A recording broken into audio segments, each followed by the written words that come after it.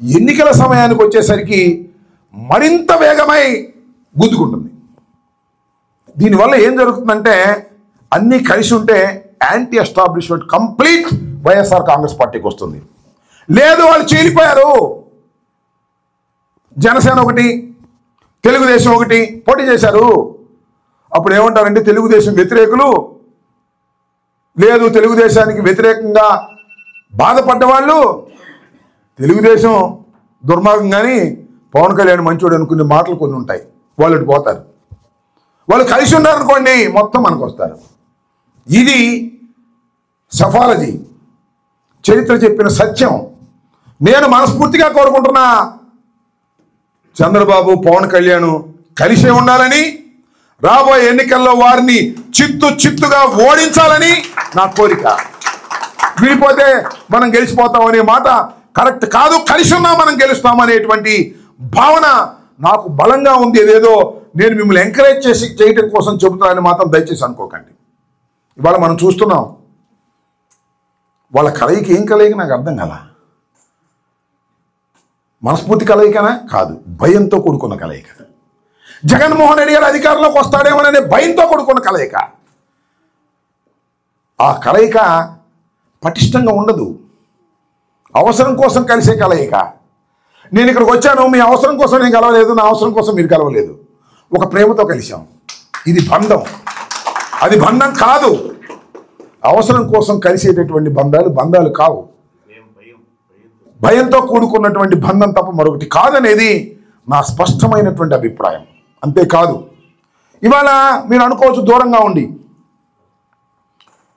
చంద్రబాబు నాయుడు గారు, కూటమి ప్రభుత్వం మన కార్యకర్తల్ని, మన నాయకుల్ని చాలా ఇబ్బంది పెడుతుంది అని భయపడిపోతారేమో అని. దయచేసి అలా అనుకోకండి.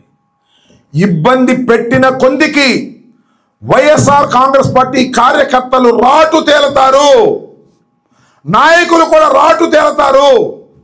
రాటు తేలి మరింత ఉత్సాహంగా, మరింత కసిగా పనిచేస్తారనేది చరిత్ర చెబుతున్నటువంటి సత్యం అని కూడా మనం చేస్తున్నాం. ఎక్కడైనా ఎవరైనా హెరాస్ చేస్తే దానికన్నా మించిన ఐక్యత వస్తుంది, దానికన్నా మించిన కలయిక వస్తుంది, దానికన్నా మించిన కష వస్తుంది. ఏ విధంగా అయినా సరే కూటమిని ఓడించాలనేటువంటి దృక్పథంతో వైఎస్ఆర్ కాంగ్రెస్ పార్టీ ప్రతి కార్యకర్త కూడా పనిచేసే సమయం ఆసన్నమైందని కూడా మనం చేస్తున్నాం. అసలు మీరు ఆలోచన చేయండి, సంవత్సరం 4 మాసాలకే ఇంత భ్రష్టు పట్టిపోతే ఈ ప్రభుత్వం ఇంకా ఎంత ఉంది? 3 మాసాల 6 నెలలు అనుకోండి. సరే, చివరి 6 నెలలు తీసేయండి. ఇంకా 3 సంవత్సరాలు ఉంది. ఈ 3 సంవత్సరాల్లో ఎన్ని ఇబ్బందులు పెడతారో, ఎన్ని ఇబ్బందులు పడతారో మీరే చూస్తారు. నేను చెప్పాల్సిన అవసరం లేదని కూడా మనం చేస్తున్నాం. ఇప్పుడు అడ్మినిస్ట్రేషన్కి వెళ్దాం. మీరు చూశారు, జగన్మోహన్ రెడ్డి గారు అప్పులు తెస్తున్నాడు అని చంద్రబాబు నాయుడు పదే చెప్పాడు. చంద్రబాబు నాయుడు గారు ఏం చేస్తున్నాడు ఇవాళ అని అడుగుతా ఉన్నా. మనం చేసిన అప్పులు ఎంత, చంద్రబాబు నాయుడు గారు చేసిన అప్పులు ఎంత బేరీజు వేసుకోమని మనం చేస్తున్నాం. మిమ్మల్ని కాదు, తెలుగుదేశం వాళ్ళని బేరీజు వేసుకోమని మనం చేస్తున్నాం. చంద్రబాబుని బేరీజు వేసుకోమని మనం చేస్తున్నాం. కూటమిని బేరీజు వేసుకోమని మనం చేస్తున్నాం. పవన్ కళ్యాణ్ని బేరీజు వేసుకోమని మనం చేస్తున్నాం. 2,50,00,000 కోట్ల రూపాయలు ఇవాళ నువ్వు అప్పు చేసావు వితిన్ సంవత్సరం 4 మాసాల్లో. నాకు తెలియదు ఎప్పుడు నిర్మాణం అయిద్దో, ఆ భగవంతుడికి కూడా తెలియదు. అమరావతి నేను అక్కడ వాడినే. ఎప్పుడు నిర్మాణం జరిగిద్దో తెలియదు.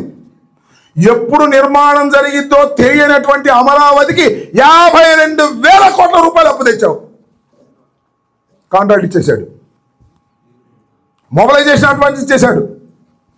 8% బ్యాక్ సర్దుతున్నాడు లోకేష్ సూట్ కేసులు. ఇదే పని. అసలు అమరావతి నిర్మాణం కనుచూపు మేరలో జరిగేది కాదు. రాసుకోండి, చాలా మంది కోపం వచ్చినా కదా అభ్యంతరం లేదు. మీరు చూశారు కదా, అమరావతి వర్షం వస్తే మునిగిపోతుంది. కొండవీటి వాగు కృష్ణానదిలో నీరుంటే కొండవీటి వాగులో నీరు రాదు, అక్కడే ఉండింది. నీరు తగ్గిపోతే వస్తుంది. లిఫ్ట్ పెట్టారు, ఈ మధ్య లిఫ్ట్ పెట్టినా కూడా రావట్లా. సో నేను చెప్పదలుచుకుంది ఏంటంటే, ఒక wrong plan, selection of the area is wrong. Chandrababu Naidu గారు అమరావతి కావాలని అక్కడ పెట్టి, దీనికి పెట్టండి నాకు తెలియదు, ఆమె చాలా విమర్శలు ఉన్నాయి, అది వేరే అంశం. కావాలని పంతంగా అక్కడ పెట్టి రాష్ట్రాన్ని సర్వనాశనం చేశాడనేది నా అభిప్రాయం.